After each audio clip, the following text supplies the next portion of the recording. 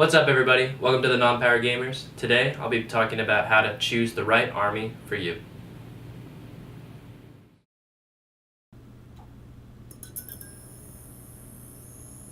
Alright, so I'll set the scene a little bit. You're standing in your Games Workshop or your local game store and you're browsing the shelves. There's honestly endless options for the amount of armies that you can choose, and you really don't know where to start. Yeah, you might have been playing for a while, you might have multiple armies, but I know for me, it's always tough trying to decide what project I want to take next. So I think these are just some things I kind of, run through my head when choosing the right project. And obviously, I think like everybody else, it's so easy to give advice, but it's so hard to even listen to the advice that you would give to other people. So I know I'm someone who is at fault of not listening to these rules sometimes because I get so distracted by all the cool models and all the cool projects that I think I want to do. So just take it with a little grain of salt, as I'm someone who's still trying to adhere to this advice, and I'm still trying to become someone who, is a little more realistic about my time and how to choose the right projects for me. So let's just get right into it. I think when choosing your army, the first and most important thing, at least for me, is really connecting to an army. And this can be for any war game, honestly. This can be for a ton of other hobbies too. But I think it's just really connecting to the thing that you're going to do. So for instance, in Warhammer, the one thing that draws me to my favorite faction, the Imperial Guard, is the lore. And I think what piggybacks off that is the look of the models. So for me, what I always try to do when starting a new army is I just buy the codex first. If something about the army is drawing me towards it, before I make a larger investment, I'll just buy the codex. Because at the end of the day, if I don't want to start the army, I still have this cool resource for lore, and I get to know some of the rules for an army that I might want to pick up and play later, or if I'm going to play against it, I have a better idea of how they work. So I think the codex, honestly, especially because there's so many old ones too for armies, so you can pick up an old one just to read the lore if you don't really care about the rules, but they're just such a great resource for like getting to know the army, because literally it's all the information about the army. And if you wanted to take that a step further, you could go explore some of the Black Library books, but for some of the armies. And honestly, like for some armies that is not the best resource. So for like Tyranids, there's not really any books about them because they're just a hive mind. But for Imperial Guard, there's so many books, and it's given me so many ideas for regiments and armies, and kind of, made me connect to my army more. So once you have your codex, I think the cool thing about that is you have that lore, and you kind of have a starting point of what you think will be good to create your army with. So for instance, with the Imperial Guard, since it's like so traditionally structured in a military, it's very traditional in the way it's structured. You have your company commanders, your platoon commanders, so it's really easy to grasp your mind about the way an army works for them. But even for like orcs or something, you have your tons of boys and you have your war boss. So that's a good starting point. So with the codex, like giving you all that information, you really have a good starting point for what you want your army to be.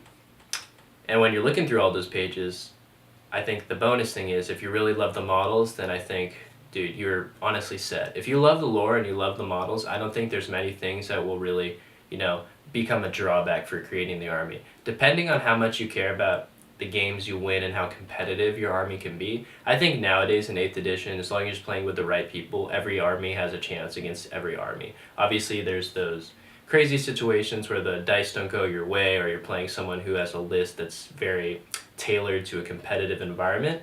So I think those are kind of outliers, but when you're just playing casual games with people or people that are on the same page as you, every army has a chance. So I don't think you should worry too much about that, especially if this is one of your first armies, or this is it would be for anybody, because like if this is like your 4th or 5th army, if the playstyle is really not for you, at the end of the day, you still have a really good looking army that you've made yourself or that you've created, and you can just wait for newer rules to come out. So there is that balance, but I think really at the end of the day, if you love the lore and you love the look of the models, I think that's a match made in heaven for choosing your army. So I think one thing that is kind of a caveat to the lore and look of the models thing is you have to be realistic to the time commitment of the army you're choosing. For instance, I think there's a lot less of a time commitment for hobby, for an Adeptus Custodes army that's, I don't know, between 20, 30 models, probably even less depending on the way you play it,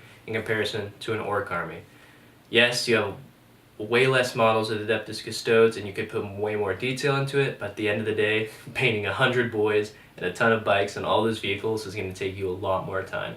So I think even though you love the lore and you love the look of the orcs, you have to be realistic with yourself about how much time you're willing to commit to that and how much time you're willing to put towards maybe a different army that you love a little less, but you're more realistic about gaming.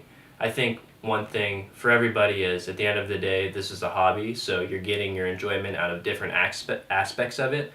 So you have to be realistic about, where you're getting your joy from, a little Marie Kondo plug, and where you're getting, where you're putting your time. So if you really love painting, I don't think painting all those orcs is going to get that tiring. I do love painting. I do get tired of orcs, but as I complete each model, it does, boost up my confidence to keep going. So you just have to be realistic because it's an expensive hobby. There's a lot of options and it's very easy to, get backlogged with tons of boxes that you haven't painted or projects that you want to work on. And I think the final point, I hit it a little bit when I was talking about lore and the models, is you need to be realistic about the play style of the army. If this is something that you really care about a lot, which is the play style and how the army performs on the table, I think, you kind of have just people like that because, I feel like that way for some armies because I still want the army to play well and I still have to love the way the army plays because I could love the way it looks, but if it plays very, stagnant, doesn't move too much, which can be for Imperial Guard sometimes, but with the amount of units they have, you can kind of change it up. So for instance, I don't think I would enjoy playing as a Death Guard army because it's a little too slow for me, but I love the lore and the look of the models, so I think for me it's kind of hard. Should I do it or should I not? Because I don't know if I want to put that time commitment in for an army that I won't enjoy on the tabletop. But I love the models so much, so it's like I want to do it as a hobby project. So I think that's kind of hard. So again, like I said, you just have to be realistic with yourself and know, do I value the playstyle more or do I value the look of the models? And for me, I think I do value the look of the models and the lore a little more, so I would be willing to do that, but only as like an army, later down the line when I have a lot more armies completed. And if I don't like the playstyle, I can jump back and forth. So I think that's why, as like the third point, I think playstyle is important, but I don't think it's as important as the other two.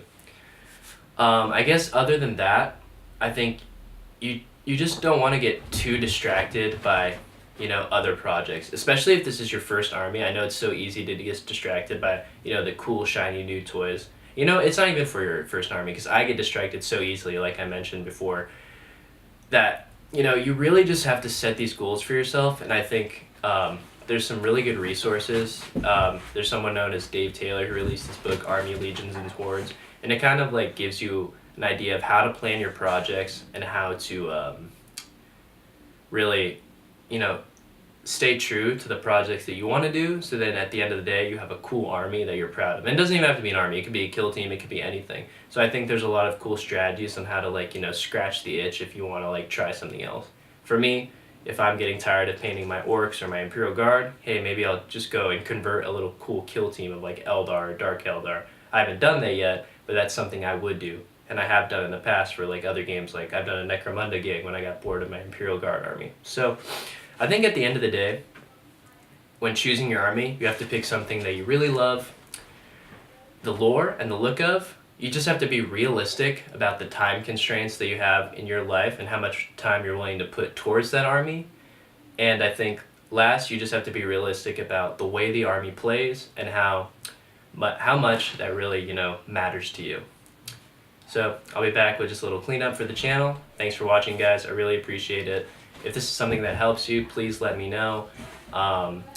Me and Nico will be filming a battle report very soon with my new orc army. It'll either be 1750 or 2000. We'll see how much I can get done in a week.